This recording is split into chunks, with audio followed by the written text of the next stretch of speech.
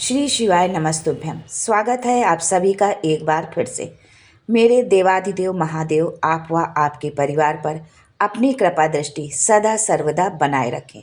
दोस्तों, यदि आप अपनी सभ्यता, संस्कृति, तीज त्योहार, धार्मिक जानकारी, वास्तु एवं ज्योतिष संबंधित उपायों के बारे में जानना चाहते हैं तो चैनल को सब्सक्राइब जरूर करिएगा। दोस्तों, ये वीडियो पूज्य गुरुदेव पंडित प्रदीप मिश्रा जी की कथा से है। गुरु जी ने बताया कि एकादशी कौन है, एकादशी का जन्म कैसे हुआ, उनकी पूर्णता क्यों है।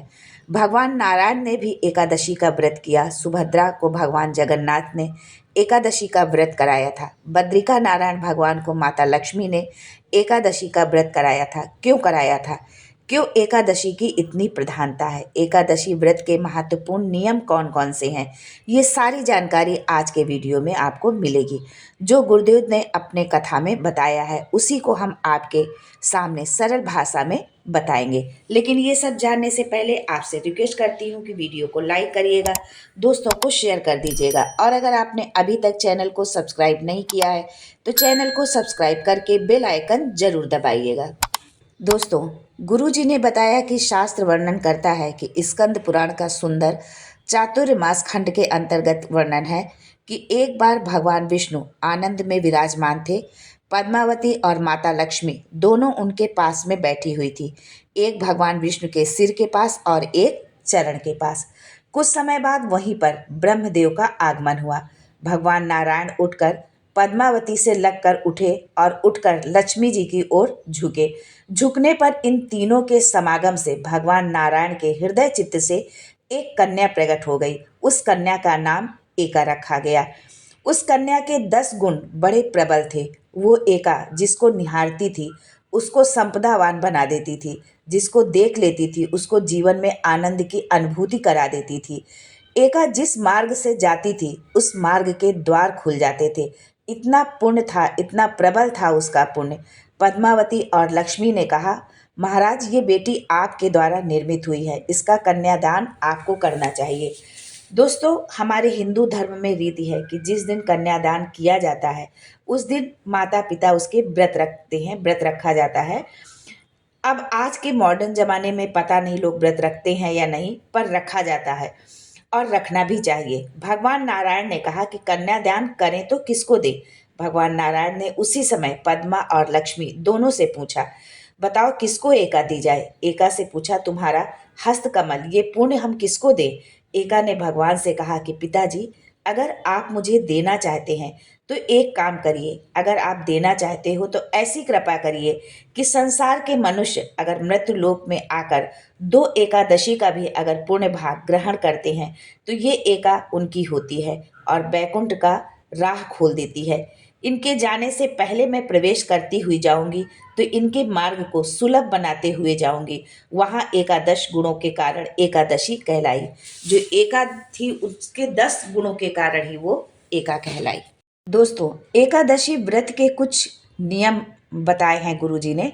एकादशी तो बहुत लोग व्रत रखते हैं पर शायद इन नियमों से अनभिज्ञ होंगे, तो आइए ये भी जान लेते हैं गुरुदेव की कथा से ही कि एकादशी व्रत के नियम क्या है। दोस्तों, एकादशी व्रत का सबसे पहला नियम है कि आप जिस दिन व्रत करो उसके एक दिन पहले भक्ति का संचार आपके हृदय में होना चाहिए। आपका हृदय भक्ति से भरा हुआ हो। जिस दिन आप एकादशी का व्रत कर रहे हैं तो दशमी के दिन शाम का समय, यानी कि जब रात्र में आप भोजन करें, उस समय आप कोई ऐसा पदार्थ मत ग्रहण करिए जिसके कारण आपकी एकादशी बिगड़ जाए। एकादशी का दूसरा नियम यह है कि जिस दिन आप व्रत रखें उस दिन आपके हाथ से किसी वृक्ष की कोई पत्ती ना टूटे, चाहे वो वृक्ष हो, पौधा हो, कुछ भी हो, वो पत्ती आपके हाथ से नहीं टूटनी चाहिए। इसका आप विशेष करके ध्यान रखें। एकादशी के दिन आपने व्रत रखा है और गाय दरवाजे पर आ गई तो आप डिब्बे में रोटी जो रखी हुई है आप उसी को गाय को खिला देते हैं, या घर में आप बच्चों को बोल देते हैं कि जाओ गाय आई है रोटी खिला दो। लेकिन नहीं, ऐसा आपको बिल्कुल भी नहीं करना है यदि आपने व्रत रखा है, क्योंकि आपने व्रत रखा है तो आप फलाहार ले रहे हैं। तो जब गाय आपके दरवाजे पर आए तो आप स्वयं जो भी आप फलाहार ले रहे हैं, केला, सेब, अंगूर, जो भी आप ग्रहण कर रहे हो, उसका थोड़ा सा भाग आप स्वयं अपने हाथों से गाय को प्रदान करो। क्योंकि व्रत आपने रखा है तो आप स्वयं अपने हाथ से फल फलाहार जो भी आप ग्रहण कर रहे हैं वो गाय को दें। पांचवा नियम है कि जितना अधिक से अधिक आपसे हो सके ओम नमो भगवते वासुदेवाय नमः का जाप करते रहिए, या अपने गुरु मंत्र का स्मरण करते रहिए। यदि मान लीजिए आपने गुरु मंत्र लिया हुआ है, गुरु मंत्र है, तो आप उसका अपने मन में स्मरण करते रहिए, उसका जाप करते रहिए। श्री शिवाय नमस्तुभ्यम, ओम नमः शिवाय, राम कृष्ण, जो मन पड़े, जिसमें आपकी श्रद्धा हो, जो भक्ति हो, जो आपके हृदय में हो, आप जो है उस मंत्र का जाप करते रहिए। जितनी देर तक आपका मन करे उतनी देर तक आप जाप करिए। लेकिन जितनी देर भी आप जाप करें उतनी देर आप वो जाप मन से करें। जरूरी नहीं कि आप माला पकड़ के बैठे और ध्यान कहीं और हो, तो उससे फिर कोई फायदा नहीं है। जिस दिन आपका व्रत रहे, किसी निंदक से आप बात ना करें। जो निंदा करने वाला व्यक्ति हो उससे बिल्कुल भी आप दूरी बना करके रखें। मान लीजिए किसी ने आकर आपसे निंदा कर भी दी, तो तुरंत सूर्य भगवान का दर्शन करें और 3 बार दर्शन करके नेत्र बंद करें। जब तब जाके जो आपके निंदा अंदर, आपके अंदर जो गई है निंदा, तो वो आपके अंदर जा करके जो है वो पवित्रता प्रदान करेगी। जब आप जो है सूर्य भगवान का, सूर्य नारायण भगवान का 3 बार दर्शन करेंगे और अपने नेत्र बंद करेंगे, तो वो निंदक का जो पाप है, जो दोष है, वो समाप्त होकर पूर्णता में बदल जाएगा। पहले तो आप प्रयास ही करो कि जो निंदा करने आता है, तो आप दरवाजे पर लिख दो कि आज निंदक का प्रवेश वर्जित है, तो आप उनसे दूर ही रहिए। अगला नियम है कि आपके द्वारा किसी भी जीव की हत्या ना हो। एकादशी आप जब भी करें, एकादशी का आप जब व्रत रखें, तो द्वादशी से जुड़ी हुई आप एकादशी करें, दशमी से जुड़ी हुई एकादशी ना करें। वैष्णव की एकादशी कौन होती है? जो एकादशी द्वादशी से जुड़ी हुई हो, दशमी से नहीं। दशमी से जुड़ी हुई एकादशी वृद्ध कहलाती है और द्वादशी से जुड़ी हुई एकादशी पूर्ण फल प्रदान कर वैष्णव को भगवान के चरण में छोड़ाती है। इसलिए हमेशा आप ये ध्यान रखें कि एकादशी का व्रत आप कर रहे हैं तो द्वादशी से जुड़ी हुई आप एकादशी का व्रत करें। दशमी से जुड़ी हुई एकादशी का व्रत आपको नहीं करना है। शास्त्र कहता है कि अगला वर्णन है कि जो किया है उसमें बताया है कि प्रयास करें कि एकादशी के दिन झाड़ू साफ सफाई आप ना करें, दूसरा लगा ले। यदि आपने व्रत रखा और घर में आपके कोई दूसरा है तो वो ये काम करे, आप ये काम ना करें। और वो काम आप क्यों ना करें? क्योंकि इसका वर्णन है कि अगर आप झाड़ू लगाएंगे, पोछा लगाएंगे, तो हो सकता है कि कोई जीव जंतु आपके हाथ से मर जाए, धोखे से ही सही, लेकिन मर जाए, तो उसका पाप लगेगा और आपका व्रत खंडित होगा।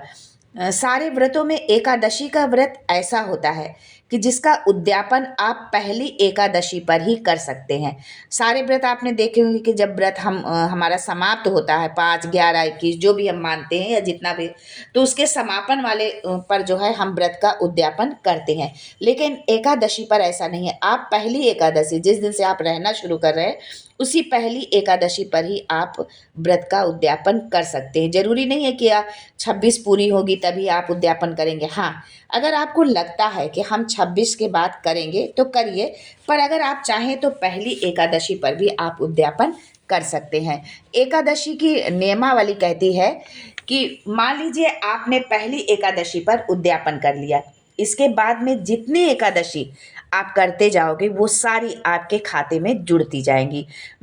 ऐसे आप समझ लीजिए कि जैसे आपने बैंक में अपना खाता खोल लिया, अब जितनी कमाई करके हम लाएंगे उसमें डालते जाएंगे। एकादशी का उद्यापन अगर पहले भी हो गया तो बाकी का जो पुण्य है, जो बाद में आप एकादशी का व्रत कर रहे हैं, उसका जो पुण्य है वो आपके खाते में जमा होता चला जाएगा। दोस्तों, एकादशी का उद्यापन बड़े महीने में माघ शुक्ल पक्ष की एकादशी के दिन करना चाहिए, यानी माघ का महीना हो और शुक्ल पक्ष की एकादशी हो। भले ही आप 5, 10, 11 जितनी एकादशी हो जाए आपसे, आप उतने व्रत रखें।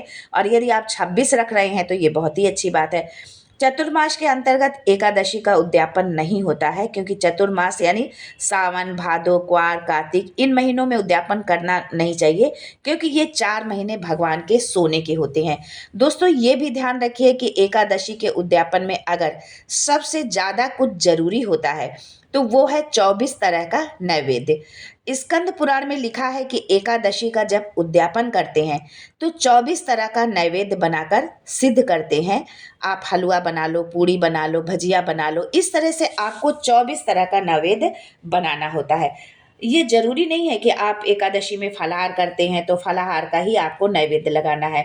बहुत लोगों का ये प्रश्न होगा कि भाई एकादशी के व्रत में तो फलाहार किया जाता है, तो फलाहार का उद्यापन में भी हमें फलाहार ही लगाना है। और बहुत लोग करते हैं कि कोई फलाहार ले लिया और 24 जगह उसको रख दिया, लेकिन नहीं, ये गलत है उद्यापन की विधि। आप 24 तरह का नैवेद्य बनाए, उसको सिद्ध करके उसको जो है आप उद्यापन में उसको आप नैवेद्य में उस को रखे जो है। एक फलाहार आपने बनाया और उसी को 24 जगह आपने रख दिया, ये स्वीकृत नहीं है। 24 तरह का ही नैवेद्य रखा जाता है एकादशी के उद्यापन में। एकादशी के दिन भगवान के पूजन की पहले आप पूरी तैयारी करके मंडल आदि बनवाकर विद्वान ब्राह्मण को बुलाकर, कर्मकांडी ब्राह्मण को बुलाकर, जो भगवत सेवा में एकादशी का उद्यापन कराए, ऐसे कर्मकांडी ब्राह्मण को बुला करके आप जो है पूरे विधि विधान से पूजा करें और उस ब्राह्मणों के चरणों को नमन करें, प्रणाम करें और एकादशी का पूजन उनसे आप करवाइए और उस मंडल का भी पूजन करवाइए। पूजन करवाइए, लेकिन आप एकादशी वाले दिन हवन नहीं करेंगे, क्योंकि एकादशी के व्रत के उद्यापन में जो हवन होता है वो एकादशी का जो हवन होता है वो एकादशी के दिन नहीं होता है, वो द्वादशी के दिन होता है। दोस्तों आज के लिए बस इतना ही। मिलते हैं अगले वीडियो में एक नई जानकारी के साथ। तब तक के लिए श्री शिवाय नमस्तुभ्यम and thanks for watching my video.